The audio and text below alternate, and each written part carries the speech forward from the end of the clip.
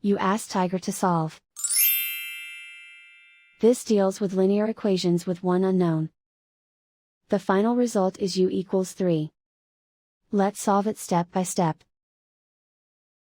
Simplify the expression. Expand the parentheses. Simplify the arithmetic. Multiply the coefficients. Group all u terms on the left side of the equation. Add 4u to both sides.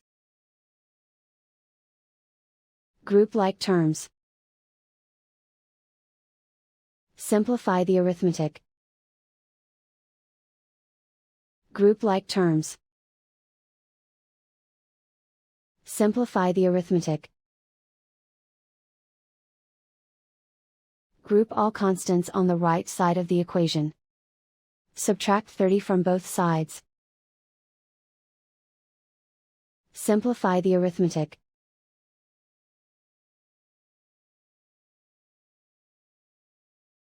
Isolate the u.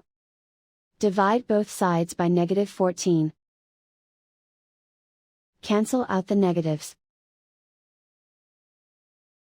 Simplify the fraction.